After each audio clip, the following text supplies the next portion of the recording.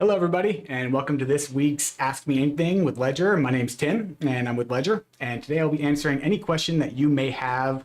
Anything that you want to bring to us to get direct support for. Now's your chance to do it.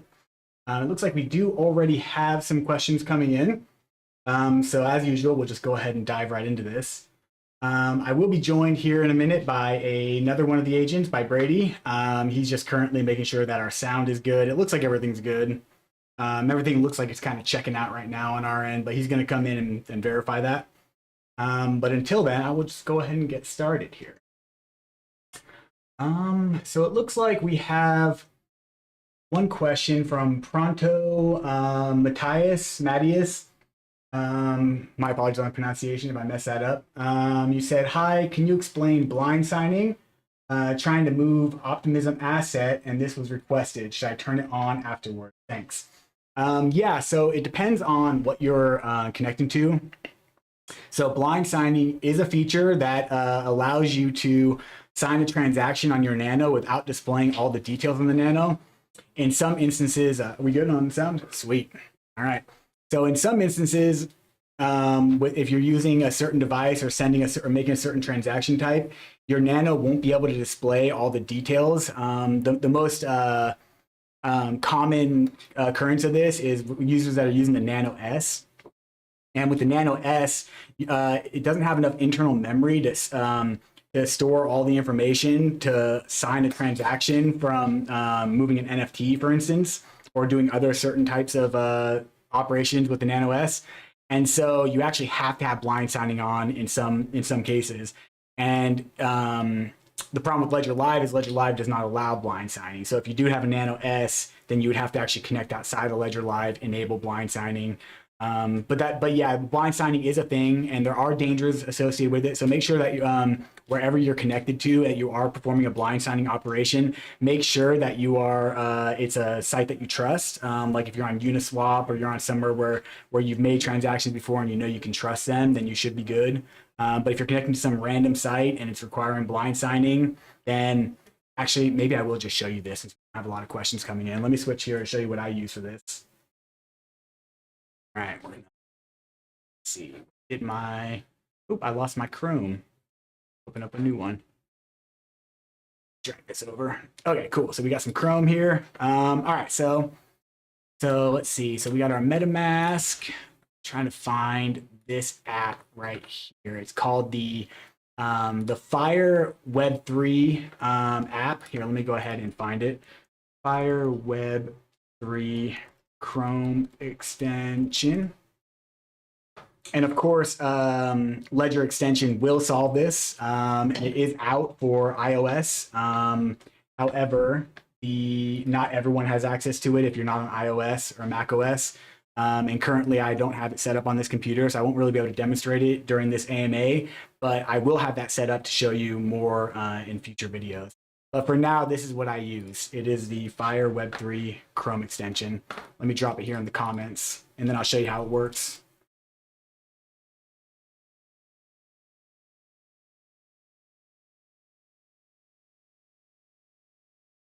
Okay, so let's go here. Let's go to Uniswap. I'm going to plug in my Nano right here.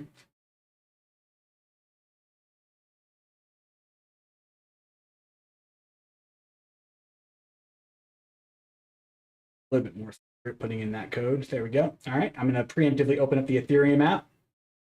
I'm going to make sure I'm connected to Metamask. Same account, we're good to go. Got the ETH app open. We're going to go to Uniswap or launch the app. I'm going to make sure blind signing is enabled. Settings, it is. Okay. We got blind signing enabled. Let us just do a test transaction. We'll do 0.04 ETH. We are going to swap that for DAI. I'm not actually going to do this. I just want to show you what this looks like. All right, cool. So when we swap it, confirm the swap, it's going to show up on MetaMask. But I'm blind signing, so I don't actually know the details through MetaMask, but check out this Fire Web3 app right here. It's going to pop up with exactly what you're doing. So you got ETH amount 0.04, transferring it, paying this much in gas. Ooh, that's pricey. Definitely not going to approve this.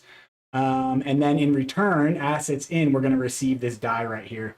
So this is a really cool way to kind of visualize what you're doing when you're blind signing, even if you're not going to be able to see the transaction details in Metamask. So I'm going to go ahead and exit that. I'm going to reject it. I definitely don't want to do that. And let's switch back to this main shot right here. All right, cool. That was kind of long-winded, but I hope that answered your question. And I apologize, I do not speak Portuguese for Apollo. But we actually do have a Portuguese agent, Thiago. Oh, yeah. That's right. We do. Thiago speaks Portuguese. Yep. So if you do have a question, you can send it to us, and we can get it to our Portuguese-speaking agent. Do you want to take one, Brady? Sure. Let's move on to the next one here. MG asks, sent Avalanche from Coinbase to Ledger Live through the Polygon Network, and it didn't show up in Ledger Live. I don't have any Polygon coins on Ledger. Could that be interesting? So the first question is does Ledger Live support the Avalanche, the AVAX token on Polygon? Do we know? I actually am not sure about that. Maybe we can take a quick peek. Let's do that. Uniswap. Because what you have is you don't have the native AVAX token. Instead, you have a token on the Polygon network that's pretty much representing the price of AVAX. It's not the same. We're going to take a quick peek here and see if AVAX is supported on Polygon network. Like it is on the Binance Smart Chain. Yeah, looks like it. Cool. Yeah. All right, so perfect. So in this case, you would probably need to, what's probably happening is you don't have the Polygon account added in Ledger Live yet. Maybe you sent your AVAX to one of your other EVM addresses. So maybe you have maybe you have Ethereum or AVAX in there and you send it to that EVM address, but you haven't yet added your Polygon account. You want to first add your Polygon account in Ledger Live so that it will show up. Or a second possibility is actually a couple more possibilities. Or you have something out of date, right? Maybe you have out of date Ledger Live, or that would be the first thing is out of date Ledger Live. So check on that. The latest version for desktop is 2.55, and for mobile it's 3.16.1. So make sure that you're up to date on Ledger Live, and if you are up to date, you can also try clearing your cache. That is under Settings, Help Clear Cache, and that will just force Ledger Live to resync with the blockchain and make sure that it's pulling in accurate data from your accounts on the blockchain.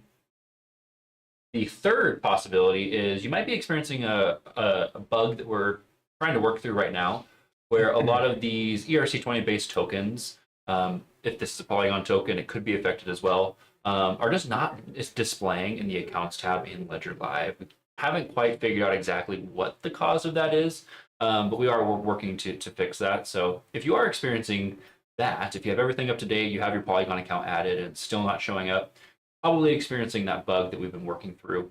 So you have a couple workaround options. One of them is I think you can view Polygon in Syrian app as well, right? Yes, you can. Right. You can show them that too. Yeah, I'll show you one workaround here is to just use the Syrian app, because it's just a UI bug that doesn't display these ERC20 tokens. It has nothing to do with your actual funds on the blockchain. And it's just that one place in Ledger Live where they're not popping up. It's that accounts tab. What you can do, oh yeah, it's down here. What you can actually do is in the Discover tab of Ledger Live, we have this app called Syrian. This is a third-party application that we partner with that is just another way to display your accounts on the blockchain. And then over here you have the Networks tab. So you can choose the Polygon network, and then you'd be able to view your assets here on the Polygon network through this Syrian app. So that might want to be one of the first things you want to go check is hop over to this Syrian app, select the Polygon network and see if your AVAX shows up here. If so, that means that you're just experiencing this UI issue that we have with Ledger Live. We hope to have a fix rolled out soon, but we're not sure exactly what the issue is yet, so we haven't been able to roll out a fix. So, but in the meantime, you can rely on the Syrian app to view and manage these tokens. Yep. Yeah, you can even send from here too, which we did not know at first. I just learned about that very recently. Is it main here? Main, yep. Yeah, which I could have swore like 2 weeks ago I tried to send through Syrian and it didn't work. It lets you build the transaction, but you couldn't actually execute it. Same. But now it works, so pretty cool. Mm-hmm. Cool. else we got here? All right, so EQ3Q is asking any plan on AI loaded into the devices for encryption, private and public keys. Likely not going to be possible on the actual device itself. However, AI is probably going to play more and more of a role in other sectors, like for instance, like hopefully on our support page, nothing definitive or anything, but like, you know, maybe in the future that might be a thing that we can do. But as an example, but in the actual devices, because they use a very specific firmware, there actually would be like no need for AI, and it probably wouldn't really add much more security. I don't even think it'd be possible.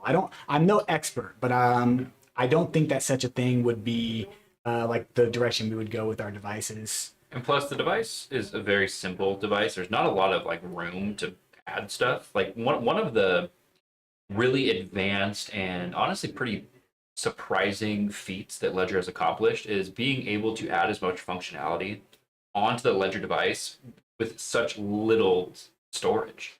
Right, our Bolos operating system is a highly efficient operating system that's able to do really cool things with a very little amount of code.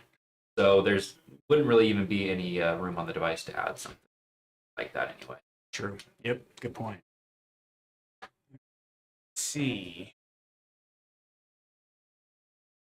So MG, you asked maybe I need MetaMask. That is another way that you could do what Brady was talking about. You could connect your Nano to MetaMask. You would want to import your ETH account into MetaMask. And then from there, you can add the Polygon network.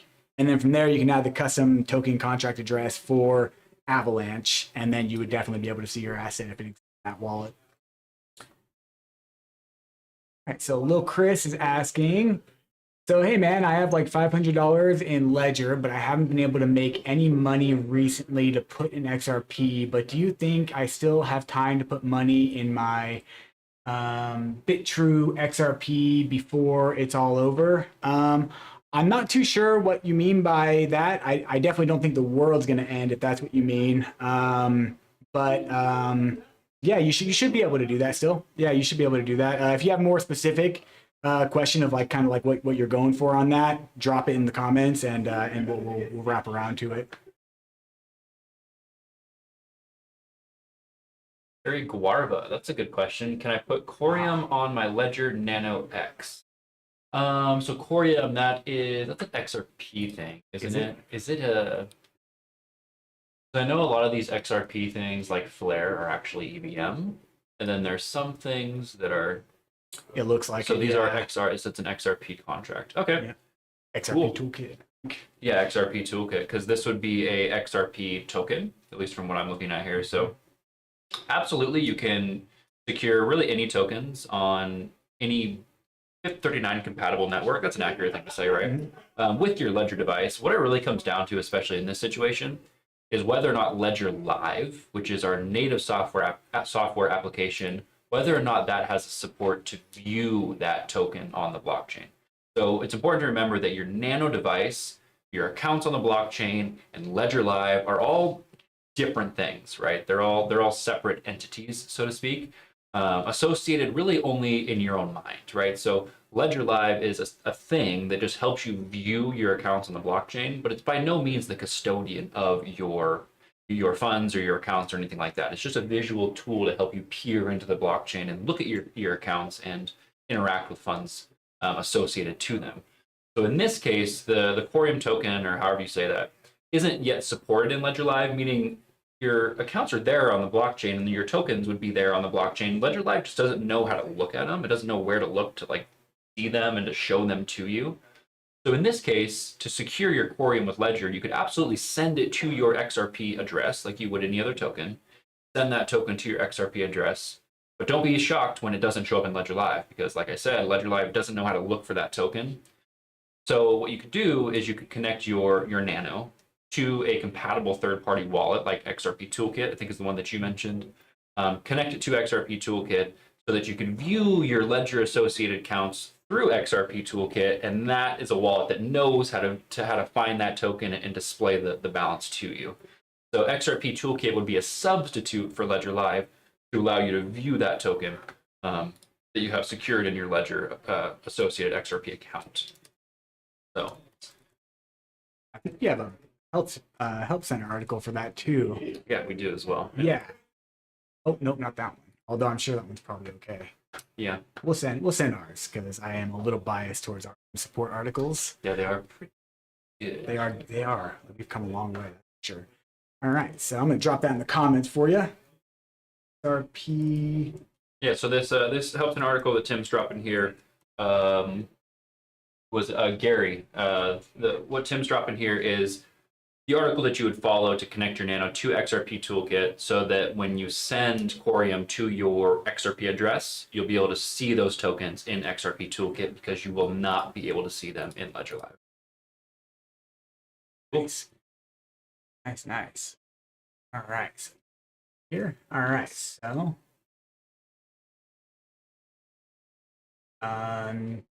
W Staten is saying the new ledger is going to be a game changer. I assume you're talking about the stacks, and if so, yes, we are all very excited about the stacks. It's an awesome device. Can't wait to really fully play with it.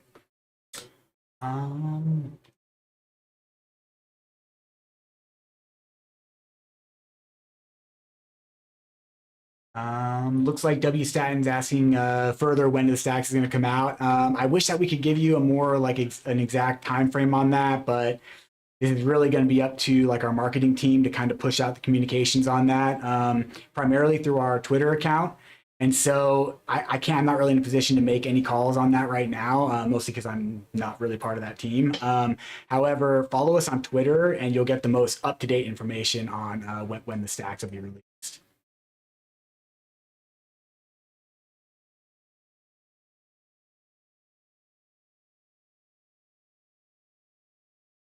Oh, cool. We have Bart modding for us. Sweet. Thanks, Bart.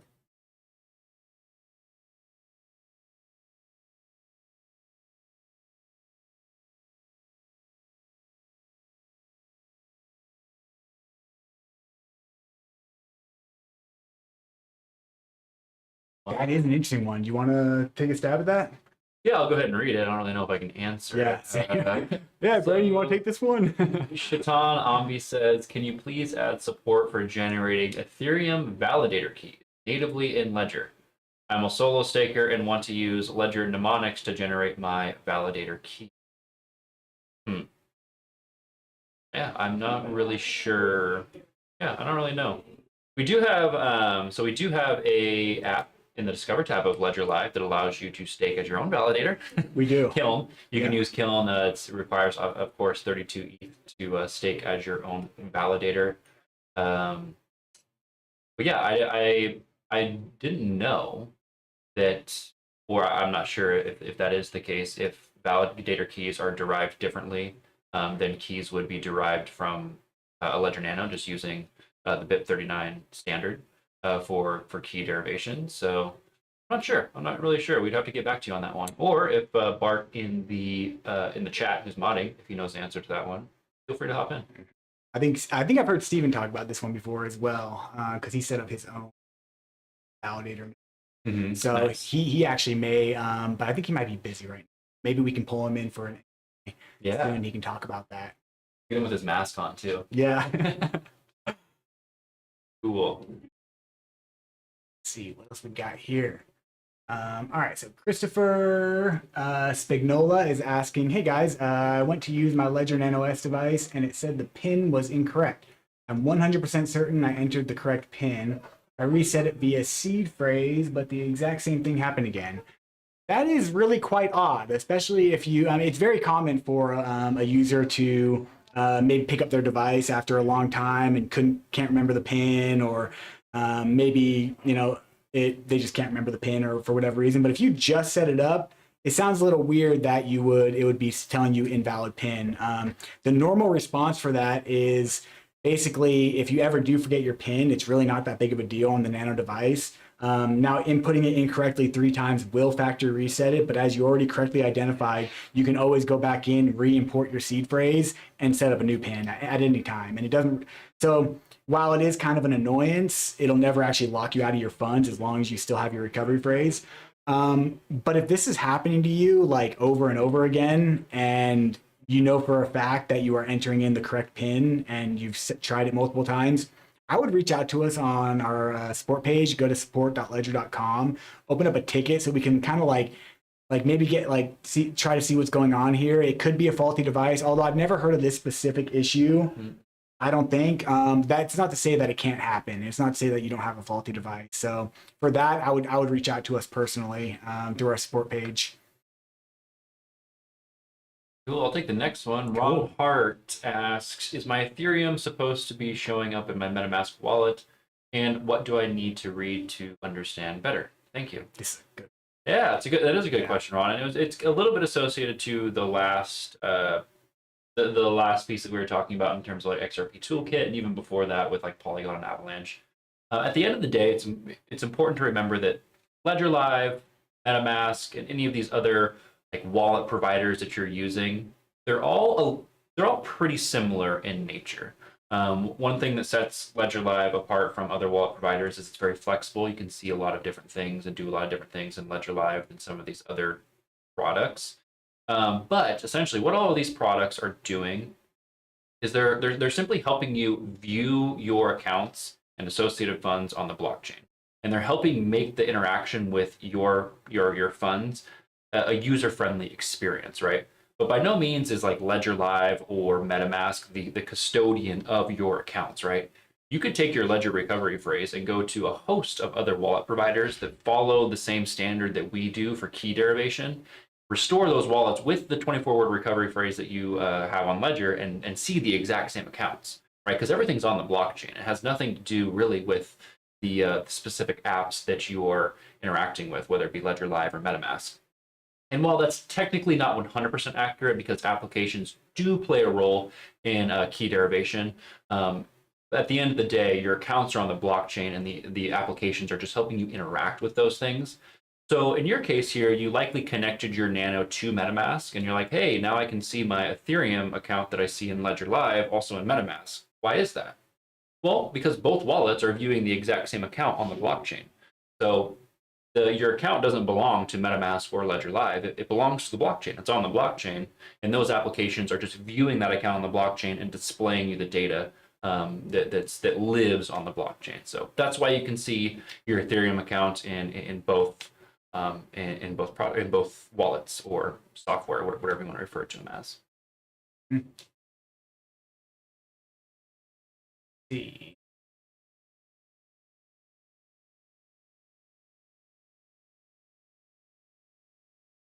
Oh, this is an interesting one.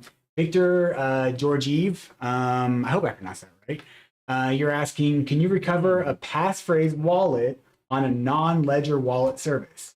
And the answer to that is you can, technically.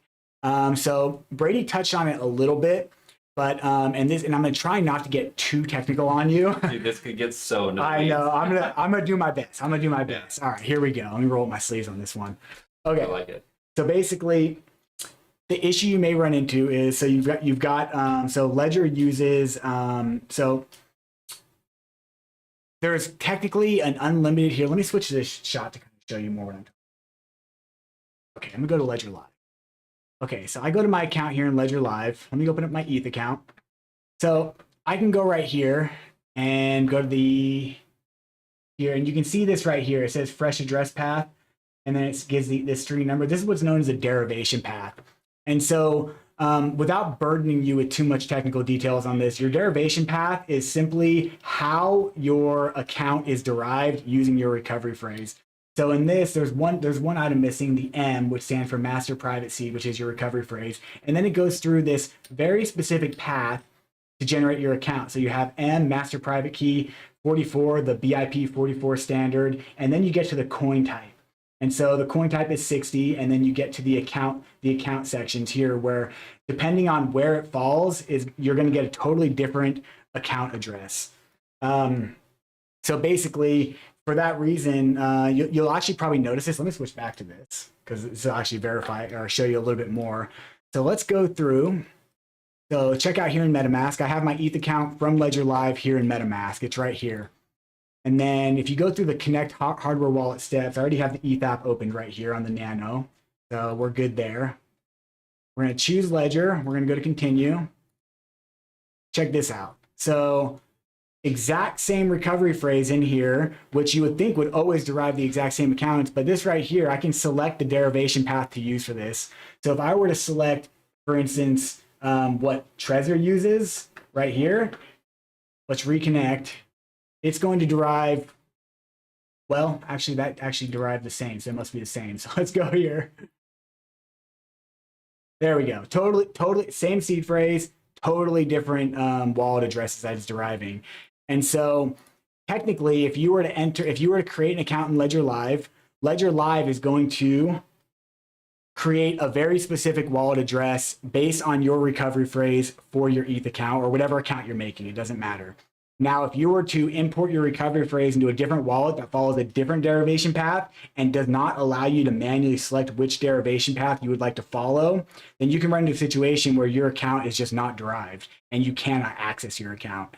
So, man, I hope did I go too into the weeds there? No, I think you're on it. I think you're on it. Okay. At the end of the day, it's like, as long as the wallet, the non-ledger wallet that you're using, as long as it adheres to the same derivation paths that we use, you would be able to access accounts. Right. Including your passphrase. Yeah. Protected accounts. And to get even more like technical on that, there are tools available online that will help you access your accounts no matter what. We don't really like to show off this tool very often. It's a website that allows you to input your recovery phrase, and then you can choose any custom derivation path for any crypto you want, and you can generate your own private keys based on your recovery phrase. We only use that in a last case scenario, like as a last resort, because once your recovery phrase hits the internet, it gets inputted into a website, it then becomes potentially compromised. So we try to exhaust all means, but technically your accounts are pretty much always recoverable no matter what derivation path is used. Yeah. Mm-hmm. Good point. That was a lot. No, I love that question. Me too. I love when I get that question in an email, because then I can just really type out like a ridiculously long. Yeah. Let's see. We're down a little bit. Right here with Teddy Freshwater. Recently bought a Nano X that doesn't charge even after troubleshooting multiple times. Support said they'd be with me shortly, but it's been 8 days. Ooh, sorry, Teddy. Ted, excuse me, Freshwater. That is far outside our SLA to get back to you. So if you wanna put your support ticket number here in the comment, we'll check in on that, because 8 days is definitely too long, and we'd be happy to help you out there. Jay, thanks for hitting the like button and helping out with the algorithm. Thank you. Love that. Chris, happy to help, and MG, happy to hear that you were able to see your AVAX in the Syrian app. That's awesome. And Shaitan, thanks for the love. We will definitely try to get back to you on some more information about the validator key. Shaitan, honestly, if you want to submit a ticket with us at support.ledger.com with that question, it'll get routed to one of us, and we can ask some people around the office and try to get you some more concrete information. Definitely. Nice. EQ3Q, it's saying that you migrate your Nano S to your Nano X. I assume you import your recovery phrase into it. Awesome to hear. It's a really cool process to go through, and it kind of dispels a lot of the fear when it comes to it. I remember when I first got my Nano, when I first got into crypto and got my first ledger, I was so scared of the idea that, even though I knew, because people have told me and I read it, like, oh, I can always just restore access on my Nano if my recovery phrase is, if my Nano gets reset or if it gets lost or stolen. But until I actually went through that process and saw for myself that it works, like, I was a little scared. So it's really good to go through that process to get that out of the way. Kevin Tran asks how to send a link to Ledger Live. I don't see the instructions on Ledger. Yeah, happy to. It's a pretty quick answer. It's kind of like what we were saying earlier. Like, you're not sending your link to Ledger Live. Again, Ledger Live is not hosting your funds, your accounts at all. Right? Your funds don't live in Ledger Live. They're not coming in and out of Ledger Live. They're going in and out of your accounts on the blockchain. Ledger Live is just displaying to you what's happening on the blockchain, But that's all it is. It's only a visual tool. Your funds don't live in Ledger Live. They don't live in your Nano even. Everything lives on the blockchain. Ledger Live and the Nano are really just tools to help you view your funds on the blockchain and interact with them in a super secure way. So, for example, you want to send a link to your Ethereum address that was derived from the recovery phrase on your Nano device. For really any tokens that are Ethereum tokens, so Link is an ERC20 token. So all you would really do is send that token to your Ethereum address. You can grab your Ethereum address from Ledger Live. Just log into Ledger Live, or not log in, but open Ledger Live. Click on your Ethereum account, and let's go. I'll show you. Go for it. Yeah. This one here. It's the big monitor one. This one? I think I even have some Link in my ETH account. You can show them. Oh, nice. Okay, Yeah. cool. Perfect. Let's see. Yeah, we got 2 Link right here. So yeah, if you wanted to send Link to your Ethereum account that's secured by Ledger, you just go ahead and click on your Ethereum account, and then you can hit receive.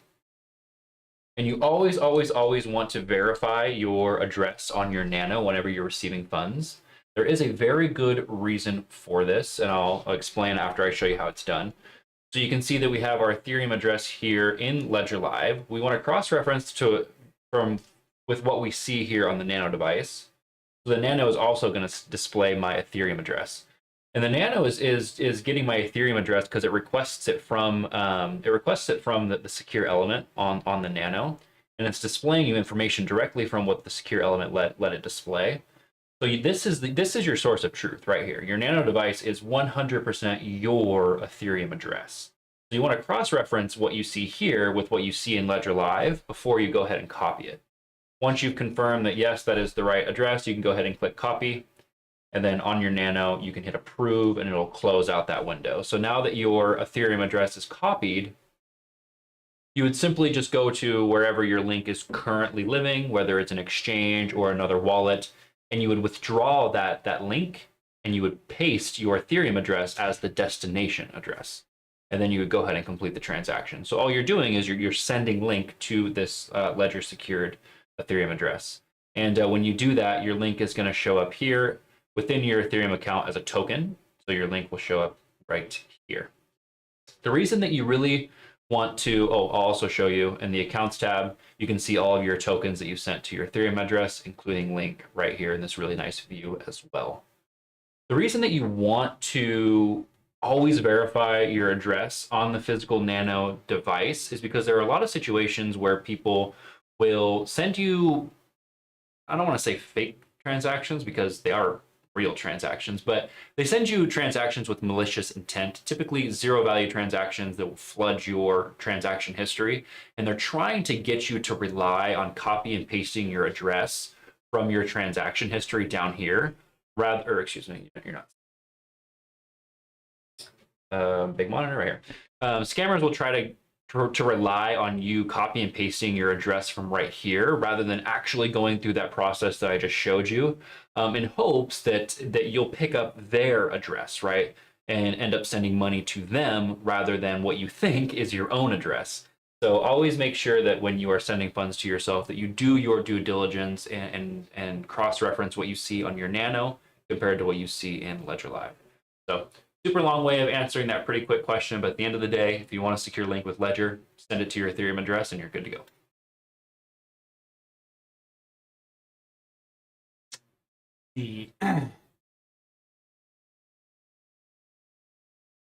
Okay, cool. Yeah, here we are. So Jay, actually, I think I remember you from the last live stream we did where we talked about revoke cash. So Jay's saying, I mentioned a few live streams ago about letting people know about the token allowances revoking. I also learned of this after I got scammed and learned about the importance of it. Again, really sorry that you had to go through that and you had to learn such a hard lesson.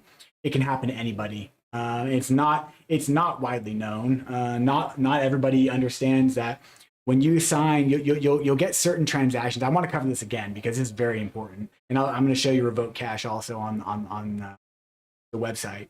So basically, when when you connect to certain dApps, certain DEXs, certain protocols in order to perform certain actions, you may be required to sign a gasless transaction that gives an approval for a smart contract to access a certain asset in your wallet. And so you see this a lot on Uniswap. You see it a lot on if you're using a bridge of any sort. I mean, it's all the time. If you use OpenSea, you may have an open approval for Seaport to be able to buy and sell NFTs, facilitate NFT sales from within your wallet. And really what this is you're giving this third party, this smart contract, permission to perform this function from your wallet on your behalf.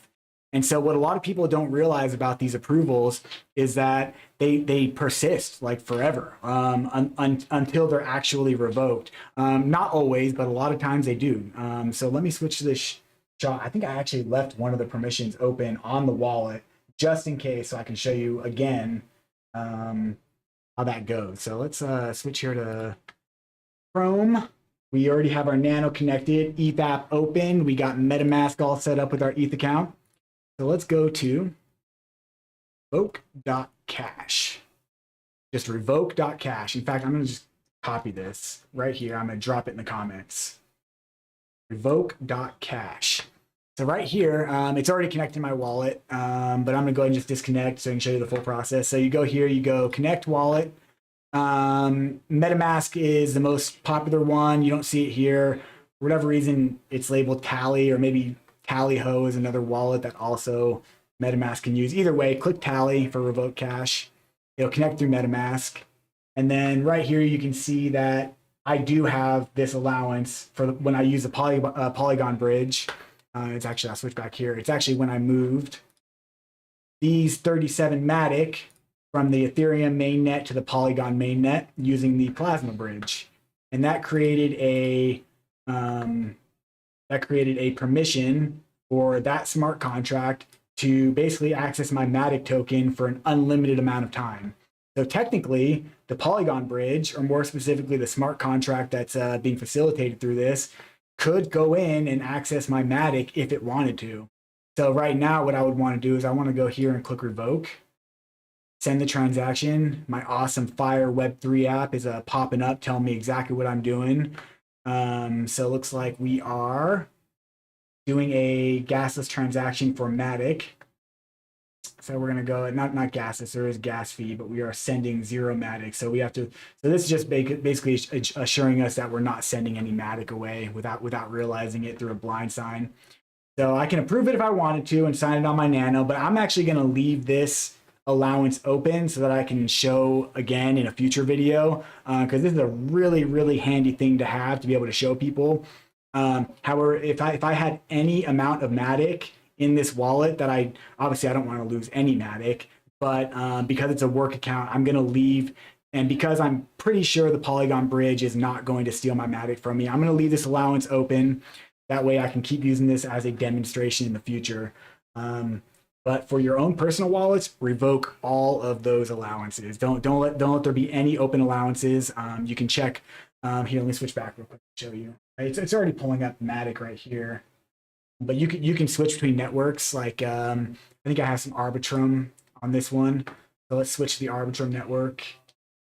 Yeah, I guess it doesn't really matter. It's auto detecting everything that's in this wallet and any allowances. So looks like you don't really have to switch between networks, but that is a feature right there. All right, cool.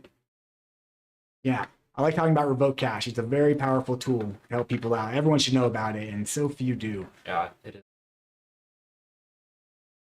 Cool. I went and grabbed my Nano for this next question. Nice. Because Mr. asks, hey, noob level question. Could you please explain the process of transferring between 2 ledger devices, the Nano S Plus right there, and look, I got a Nano X. So let's show you exactly what that looks like. So it's a good question. It is a good question. And a lot of people ask this question because it, honestly, I agree. It's a little difficult to wrap your head around for the first time how the Nano, the recovery phrase, your accounts, how they all kind of work together and the relationship between everything. So at the end of the day, it doesn't really matter what Nano device you're using, right?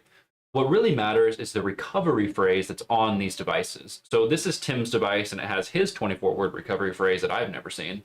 And then this is my device. It has my 24-word recovery phrase that only I have ever seen.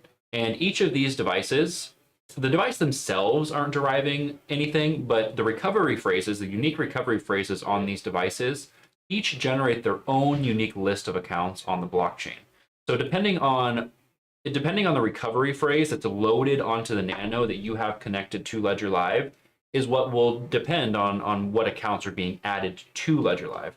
So for example, I'll go ahead and plug in Tim's Nano S here and show you what that looks like. So if I plug in Tim's Nano and Tim, I'm going to request that you put in your PIN code really quick. Absolutely. Perfect. And if I were to go here and add an account, I'm in the accounts tab and add an account in Ledger Live. I'm going to add an Ethereum account. Tim already has the Ethereum account added, but we're going to show you just for demonstration purposes what that looks like. The device is telling me to open the Ethereum app, so I'm going to select both buttons to do that. And it'll just take a little bit for it to sync, and then we'll be good to go. Sometimes synchronization can be longer than usual, but our sync times have been pretty good lately, so it should only take a couple seconds here, and we'll see Tim's Ethereum account. Otherwise, I'll have to figure out how to fill more air. Cool. Yeah, so you can see down here, this is the account that's already in the portfolio. That's this one up here. Tim has it labeled ETH S+, and he has some ETH in here.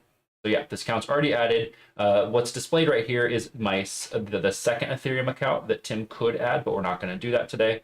Since the account's already added, we don't have to click Add Account, so we're just going to hit Exit.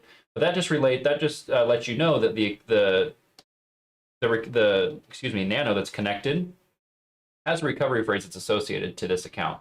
So if I were to hit to receive here, I would actually be able to verify the address with this Nano.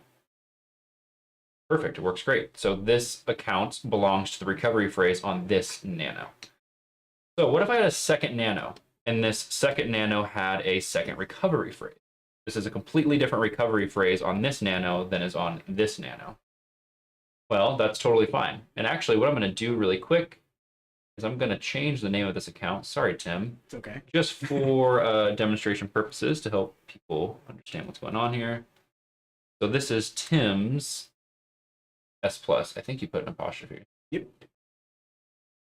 So this is Tim's S+. All right, so if we were to unplug this, I'll try to go quick because we have some other questions before we end here. And I plug in my device. Give it a couple seconds. I'm going to put in my PIN code. Keep in mind, again, my device here has a completely different recovery phrase. So when I go to add an account, look, make note, I am in Ledger Live that Tim is using, right? Ledger Live doesn't care who you are. It just cares about the device that's connected to it. It doesn't care that Tim is using this Ledger Live or it's on Tim's computer. It doesn't matter. Ledger Live is like, hey, you connect a device to me, I'll show you what accounts are associated to the recovery phrase that it holds. So if I went to add accounts and I added the Ethereum account here for it's associated to the recovery phrase on this device, you'll see that I'll get a completely different recovery phrase. This is my recovery phrase in my Ethereum account. Take a couple seconds here. And the account that shows up here is actually going to be the exact same account that I'm viewing in my Ledger Live on my computer. So again, it doesn't really matter. The Ledger Live doesn't care who you are. It just cares about the accounts that you want to add for the recovery phrase on the Nano. So this is my Ethereum account, and I'm going to title this Brady's Ledger Nano X. Add account. Now look, we have two different accounts in the same instance of Ledger Live, coming from two different recovery phrases stored on two different accounts. So you can even see that I have some DAI in here, and I have some Ethereum. So now, since I have my Ledger device connected, what if I wanted to go transact on Tim's account? Maybe I wanted to get his receive address and send him some funds. Let's see how that works. It's going to say, nope, that's not right. Tim's Ethereum account derived from a completely different recovery phrase that's associated to this nano here, that's on this nano. So that's not going to work. So anyway, to be more specific to your question here, so now you have two different accounts associated with two different recovery phrases. So now you want to manage, or you want to send funds between the two. So in this situation, if I wanted to send funds from my account to Tim's account, all I would have to do is first plug in Tim's device. Tim, you want to give me your recovery phrase? Yep. I'm going to do my, or excuse me, your PIN code, not your recovery phrase. Give me your recovery phrase. I'll give it to you if Tim. you promise not to take my ETH. Yeah, I'll double your money if you give me a recovery phrase. Okay, cool. So I'm going to really do my due diligence here and even verify the receive address. So I would simply just do this. I would get the address for the account that I want to send funds to. In this case, I want to send funds to Tim's account. And then open the Ethereum app and get this receive address. Make sure that everything matches on the device. Yes, it matches. Great. Go ahead and copy and approve. And then now, since I need to send funds from my account, I need to go ahead and plug in my ledger, because I won't be able to send funds from my account without my ledger plugged in.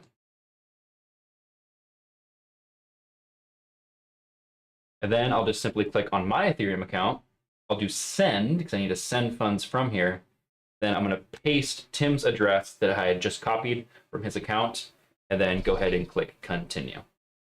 And I'll send max ETH just for demonstration purposes. Continue.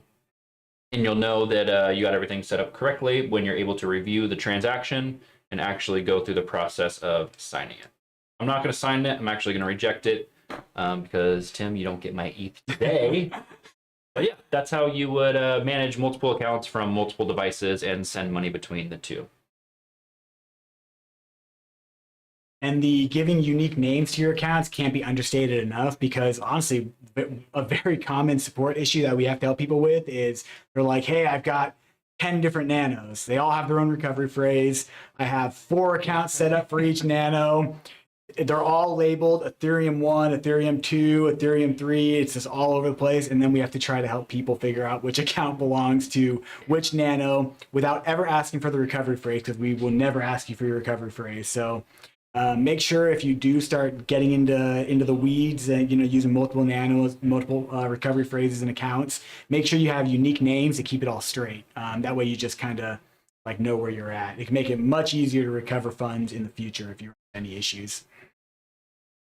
What do you say we do a little bit of a speed round? Actually, we don't have too many questions. Oh, not too many. Maybe we can do like an express round for the last 5 minutes, just to make sure everybody gets. Because I took like 10 minutes on that question. That's okay. Let's see. So which one it was? Oh, maybe we do have a lot. I think we're up here. I think we're actually up here. Maybe we should do it. Okay, let's do a speed run. Yeah, so I think this next. Okay. Shaitan Ambi is asking, I have another question. Are you guys active on Reddit, Ledger Wallet channel? I usually post questions and answers on Reddit. Would feel confident if you and team go through that space time to time. We are pretty active on Reddit. It's not our most active social media platform. However, we do have agents devoted to Reddit. You're going to want to, so I believe on Reddit, they're flagged as ledger moderators, I believe, and I think we do only have a couple. There are also some really amazing community members that don't work for Ledger, that are kind of like champions and pioneers of the Reddit space. One that I know of in particular is Various Jackfruit. Whoever you are out there, this person comes in and answers questions. They are a Ledger wizard, but there are a couple of support agents too as well. So ping them and you should get a response. Ron Hart asks, why do I need Metamask if I just have Bitcoin and Ethereum, Polygon, maybe GRT? I think, is GRT graph or something? I don't know. Let's take a look real quick. Yeah. Short answer is you don't. You don't need Metamask. You don't need Metamask. You don't need Ledger Live. You can use whatever you want. Yeah, I think the graph is actually supported in Ledger Live too, so you should be able to see it just fine.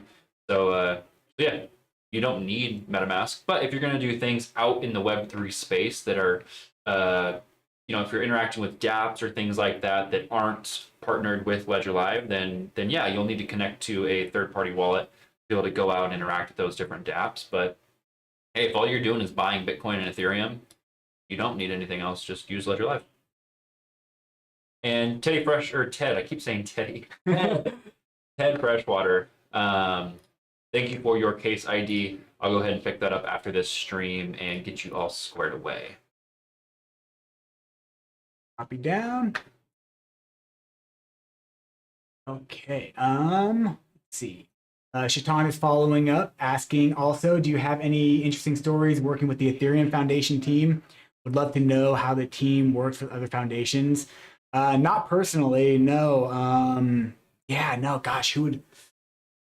Maybe like in the developers Discord. Developers Discord. Yeah, it's a little bit outside the scope of tech support, to be honest. Yep. And you're very welcome for our time. Thank you for showing up and asking these awesome questions. Yeah. So Chantel Varence is asking, first time listening. Love the info. Thank you. Yeah. Excited to use my ledger. Definitely was a little fearful. Understandable. Any recommended videos to make my first crypto transfer? Yeah, actually, I'm sure. God, we have so many videos. We should share the video with Kyle. Kyle's video. Yeah, because he actually does a transfer of Coinbase to his. Oh, does he? Yeah. Is that in the? So if you just if you Google search "getting started with Ledger," yeah. then we'll share. So we're gonna Chantel Barons, we're sharing a video in the chat that would be a great video for you to watch. This is our fearless leader, Kyle.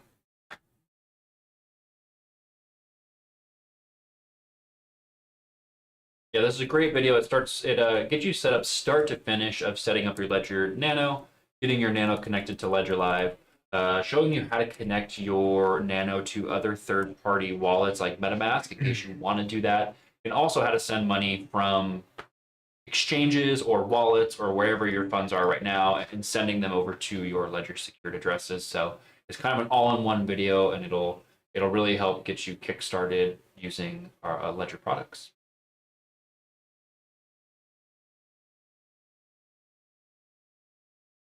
Stephen, actually, maybe I'm getting.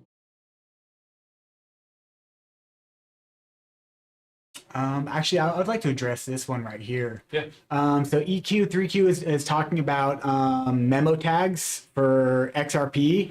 And this is actually a pretty important topic to talk about because it's a little confusing for people, especially new users that are coming into the XRP space trying to figure out. And it's not just XRP, XLM also uses destination tags. There's a number of cryptocurrencies that require destination tags.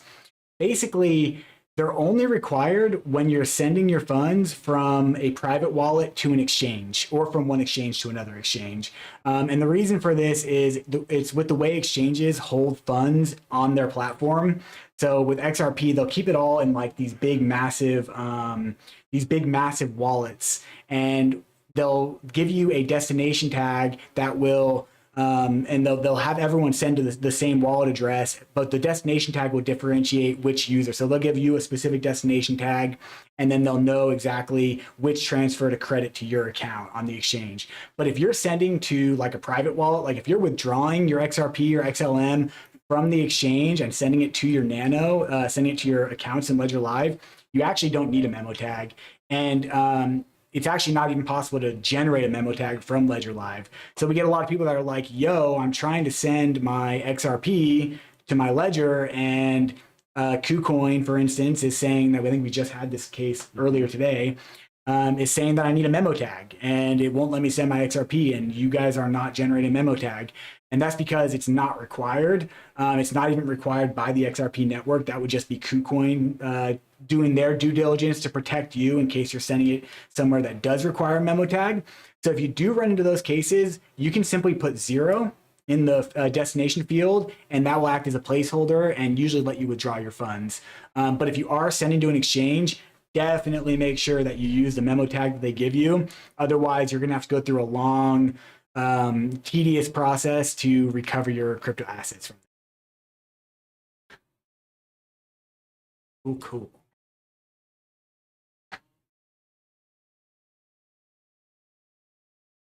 And Steve Bernard. Yeah. I believe I have an unusual question. Is it permissible to establish a container effect to add an additional layer of isolation of our assets by categorizing the assets against malicious attacks?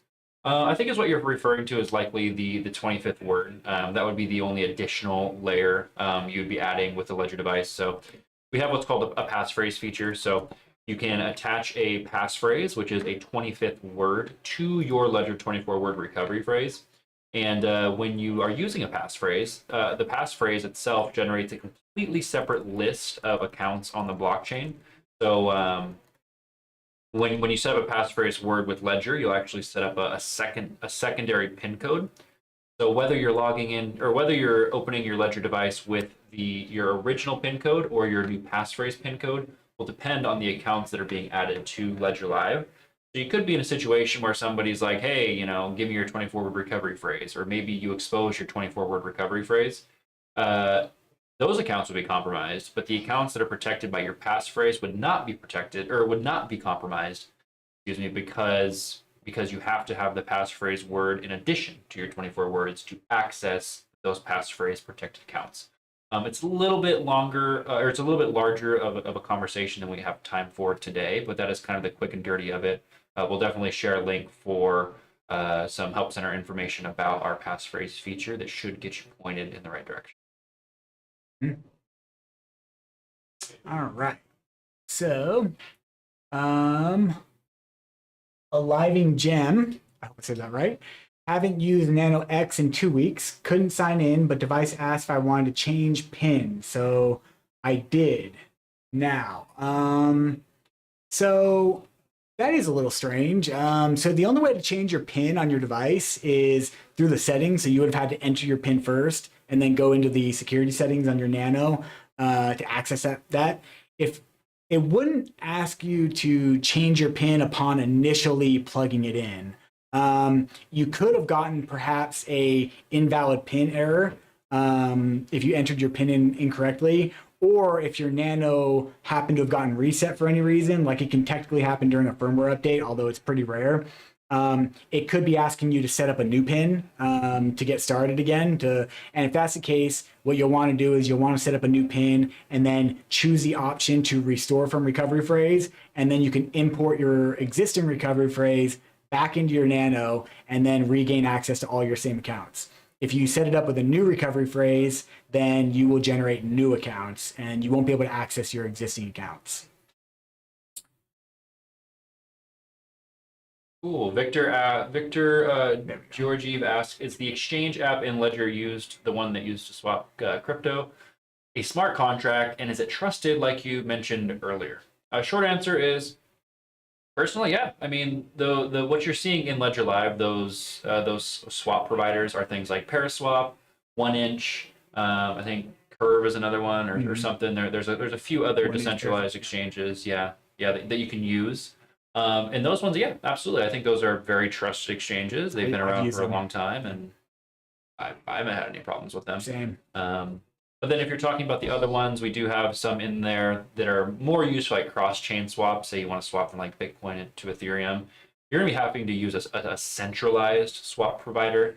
And when you're going from like Bitcoin to Ethereum with a swap provider, all you're really doing is sending them Bitcoin and trusting that they'll send you back the equivalent in ETH. So it's up to you if you have trust in that organization. Personally, I do. They're partnered with us here at Ledger. They're trusted partners in our eyes, but of course, you are the owner of this. Is yours, right? All of this is your responsibility, your judgment, right? This is self custody, so it's up to you to make those judgment calls if you trust those entities as well. But from our perspective, yeah, they're trusted entities in our eyes. Let's see. Okay. So I think. Okay, so Living Gem is clarifying a little bit why Nano X doesn't request my PIN anymore to move purchase from exchange to my wallet. How do I fix this? So you actually don't need your Nano's permission to receive funds. Let me show you what I'm talking about. It's always a good idea to do this. Well, so to clarify, when you're talking about your PIN number, your PIN is what's used here. I'll show you. Your PIN is only what's used to unlock your Nano. So your PIN and your recovery phrase are not the same thing. So whenever you plug in your Nano, it should always ask you for your PIN to unlock the Nano. You cannot turn that feature off. You have to have a PIN. So I'll plug this in. Ooh, I really like this analogy that a little off topic, but 081 or 801 XRP. That's a good one. For destination tags. Yeah, that's a good one. Yeah. It's a hotel and the tag is a room number. Yeah.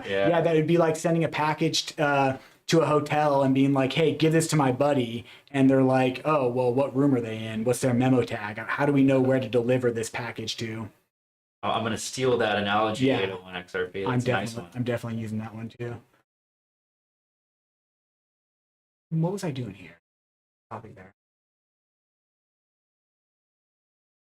Ah, there we go. Okay. So, so to generate your, let me go back over here to Ledger Live. So you actually can generate your receive address without having your Nano plugged in. You can don't have your device down there and still generate it. Although it's not really recommended to do this because if you do have any malware on your computer, technically this could be corrupted or messed with. Not likely to happen, but always verifying it on your Nano is just the safest way to do it. However, once you have this address, like I can take this address, this is the public wallet address, and I can save that on my computer, and your account cannot be accessed from your public wallet address. That is a receive only, view only address. So if you give your public wallet address to someone, they can just send you funds like whenever they want. Like if you gave me your public wallet address, I could just drop funds into your account right now. So you shouldn't ever have to sign any transaction on your Nano to receive funds from the exchange unless you're generating your receive address in Ledger Live. So if you are, for instance, if you have your wallet address and you're just copying it from like somewhere on your, like you have maybe like a note on your desktop with like, okay, here's my ETH address, here's my Cosmos address, here's this address, and then you're just copying from there, then your Nano won't be needed. Again, it's not really advised to do it that way. However, a lot of people do, so that could be what you have going on. Let me know if I'm totally wrong, though. We'll try to address it. We're already pretty far over, but like usual, we got a late start, so I don't mind staying a little.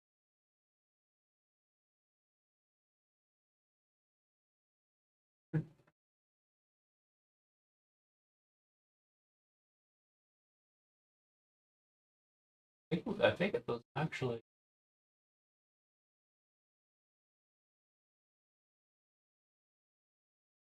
Yeah, it was up here. So it was this one right here was the last one that I like. The next question would be shout out for 801 XRP for that analogy. Looks like EQ3Q is asking about a Python script that you can use to buy BTC on Coinbase and automatically send it to your ledger address. Yeah, undoubtedly, that's something that can be set up. That's definitely personally beyond my scope. I'm not a developer, but I'm sure that can be set up. Let's see. There may be issues with 2FA. I don't really know. Honestly, I would reach out to our Discord, go to our, join our Discord and go to the developers tab and ping them and see what they have to say about that. They'll be able to give you much more reliable information when it comes to the coding.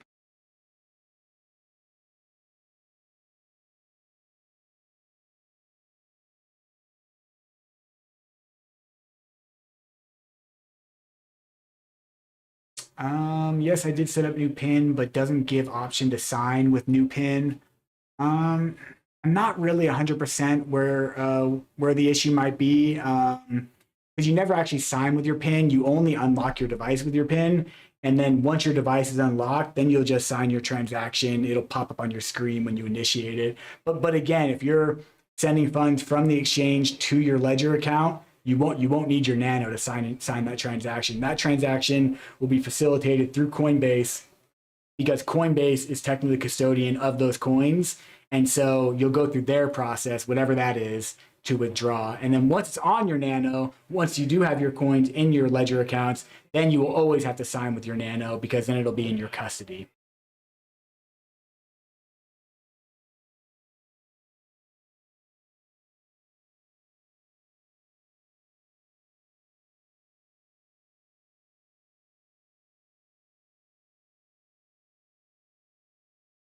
So 801 XRP is asking, if I lose my ledger and buy another one, punch in the same seed phrase, is everything in my ledger transfer? Correct. Yeah. Yeah, you can, honestly, you can import your seed phrase into as many different nanos as you want. The analogy, since you're big on analogies, I'll show you the ones that I use for the Nano. So basically, I think about my Nano. It's got my my recovery phrase stored in the memory, and it's impossible to access. So I think of my Nano as being a temporary key to my vault. My recovery phrase, my actual recovery phrase that I have written down in a safe, secure location, that is the master private key to my account. So you can, from that, you can create as many copies as you want by importing your recovery phrase into Nanos. And then if I were to lose this Nano, broken, lost, stolen, whatever, I can just get another Nano, make another copy of my key to access my vaults on the blockchain.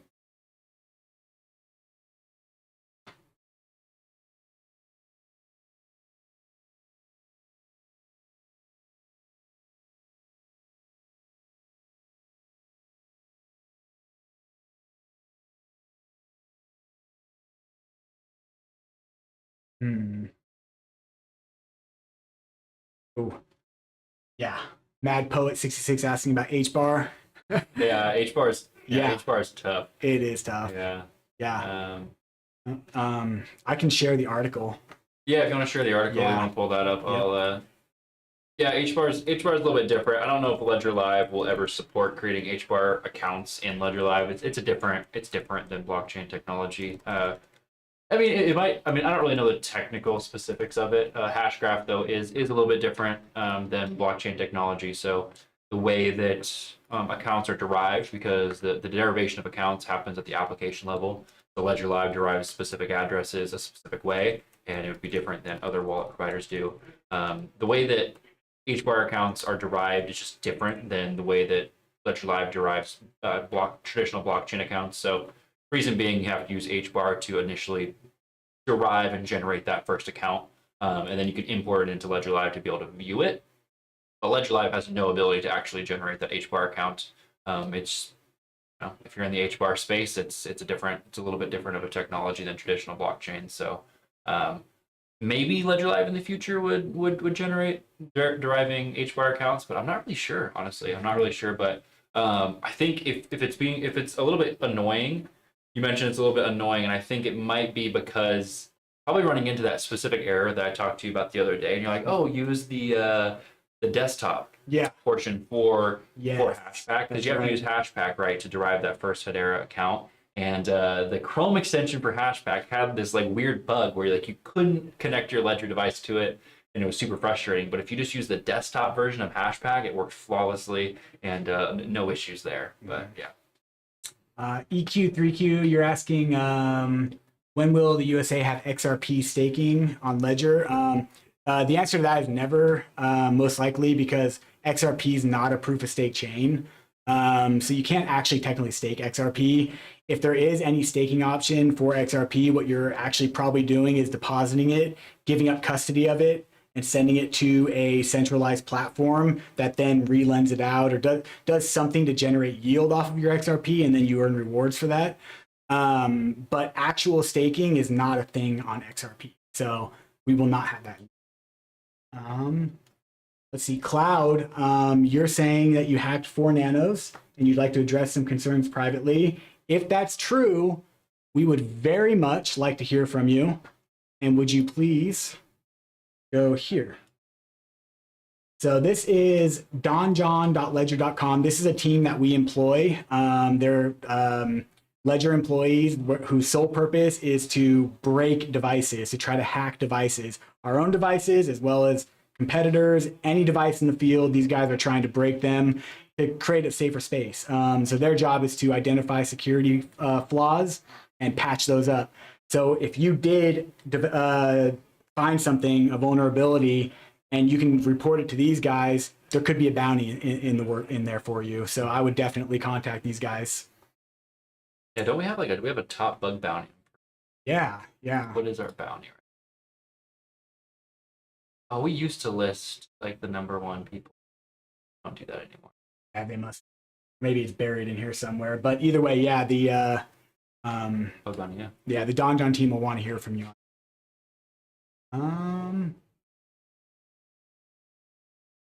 When you get your beta stacks, I mean, not before we get it. We haven't even gotten ours yet. So Yeah. So yeah, hopefully soon though, because I want to play with this thing too, definitely. EQ, you're asking about the bug bounty. So if you look up at the donjon.ledger.com site that I linked, that'll be where you can get in contact with that team. I think that pretty much covers it. Oh, one thing, a living gem. I didn't mean to just bypass you earlier. Yeah, it's totally cool that you have a bunch of questions. In fact, I love helping new users like yourself over email, because then you can just list all your questions and I can just answer them like a robot and just give you whatever answers you want. So if you do have a bunch of burning questions and you found that it was kind of difficult to fit in and get all your questions answered here, reach out to us at support.ledger.com, any agent would be able to answer your questions well. But maybe it'll get routed to us. But either way, if you do have more specific questions, bring them there. And also check out that video that I linked of, let's see, Kyle, here we go, how to get started with Ledger. If you scroll up, you'll see it, a YouTube video. Kyle does an amazing job just answering a bunch of questions that you might not even have yet, and give you good information. Yeah, so you know how it is. Tech support is it's definitely not easy. Yeah, EQ for sure. Yeah. Yeah, Jay, you're welcome. You're welcome for covering that for sure. It's a very important topic. I too got to jump, so I might jump out of here. Yeah. And but it was awesome helping everybody here. Yeah, I got to jump too, so I'm getting a little carried away. We do have to end for the day. Yeah, I didn't even realize we're 20 minutes over. Sorry about that, Brady. No worries. But yeah, thank you everybody so much for coming in. It's been a lot of fun. I hope we were able to help a bunch of you. We'll be here every Wednesday. We may start a little late sometimes, but yeah, bring your questions. Friday, we are going to be doing the onboarding. So for a living gem, that may be a better session for you as well. At 10 a.m. this Friday, Pacific Standard Time. It should be on our YouTube page. You can set yourself a reminder. But one of us will be doing a live onboarding where we set up a device and kind of answer some questions. So hop in if you have more questions. All right, cool.